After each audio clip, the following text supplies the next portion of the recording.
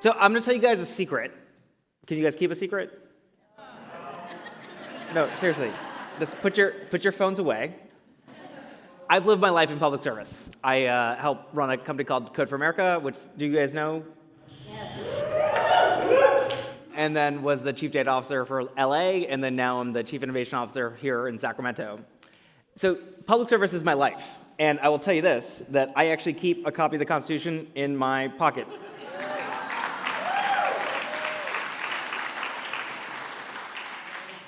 So here's the secret, though. I've never voted in a federal election. Yeah. A lot of people are going to say that I can never do anything else because I said that. So yeah, I know that. But there's an important reason for that. And an important reason I think we should talk about, and which we want to talk about today.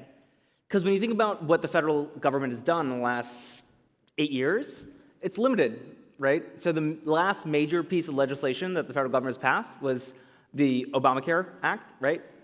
That was 6 years ago.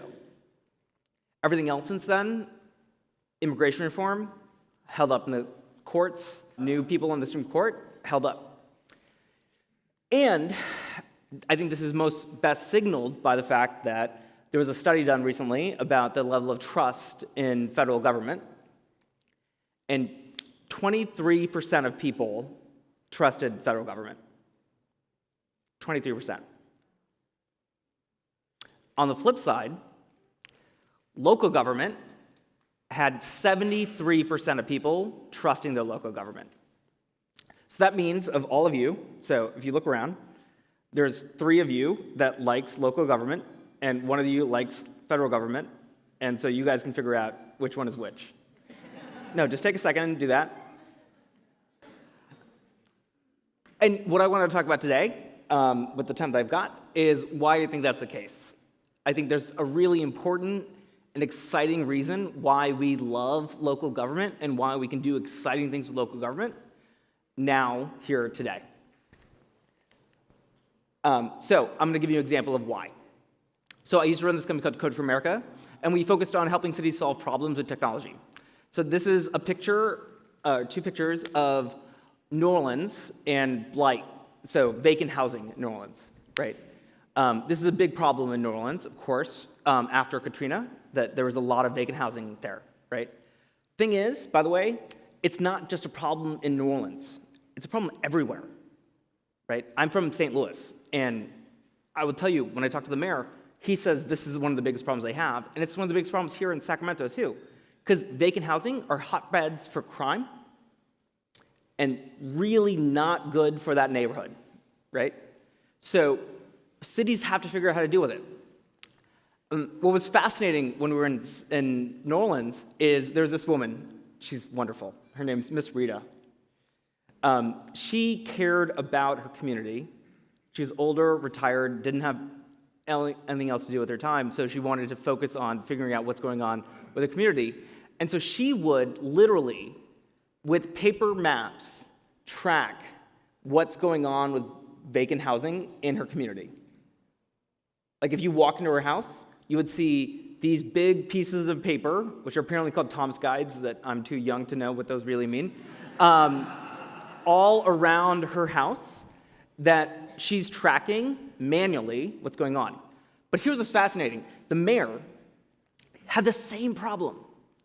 So the mayor was asked by citizens all the time, hey, Mr. Mayor, what's going on with vacant housing in this place? What's happening in that specific area? And he didn't have an answer because he didn't have the information or the data to answer that question, right? So he asked his chief information officer, can you build an application to solve that problem? Can you build an application on my iPad that you can tell me what's going on? And he's like, yeah, sure.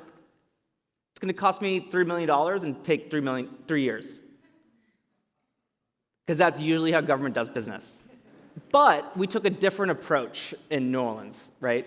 What we did instead was we opened up all the data and the information around what's going on with vacant properties and blighted properties in New Orleans and said, hey, hackers, people in the community, can you build something on this, right? And we deployed, when I was at my old organization, Code for America, we deployed Code for America fellows to build something on top of that data. And we built a really simple application called Byte Status. You can look up an application address and see exactly what's going on. Right? You can see that's where it is in the status of either demolishing it, reselling it, et cetera. And you can also see at a macro level what's going on in a general community. Right?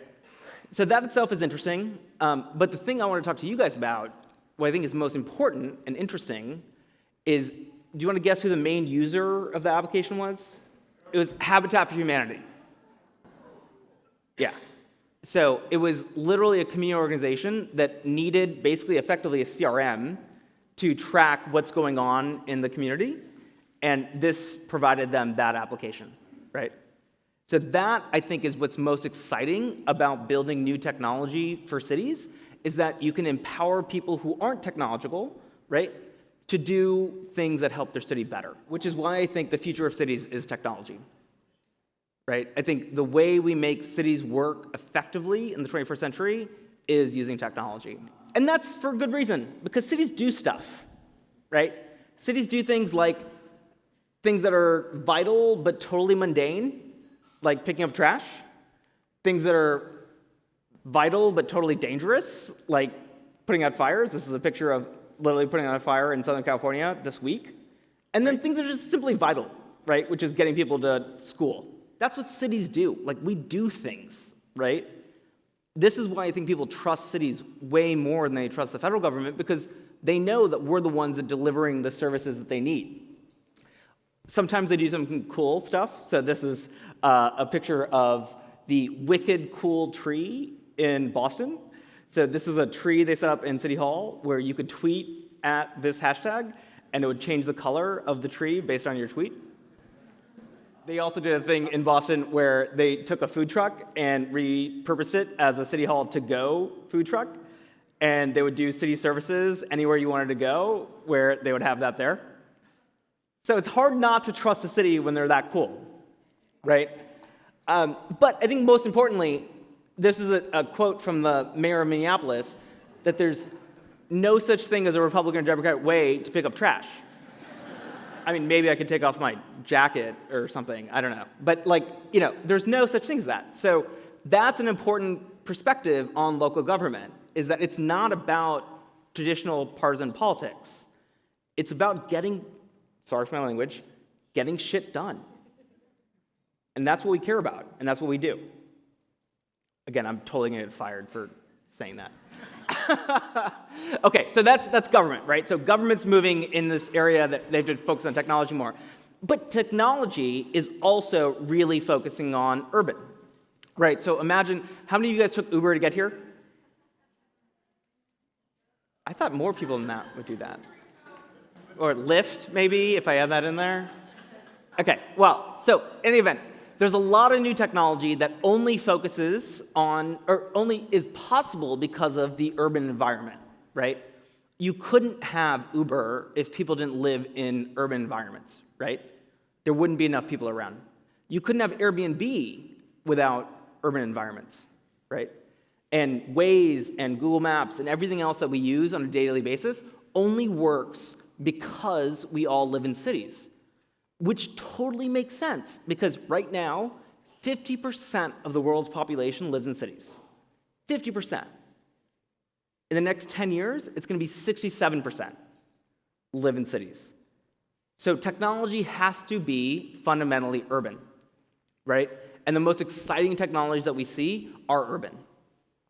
So the last thing I want to say, and I'm going to get pulled off stage here in a minute, is that what's most exciting to me is bringing those two things together, right? The fact that we live in cities and we care about our cities, and technologies and cities need technology, and that technology is fundamentally urban. How do we bring those two things together? So let me give you an example of that, which I think is really, to me, the most exciting and promising thing about what's good for technology next. So in a city, if you have a heart attack, it takes about 11 minutes for an ambulance to get to you.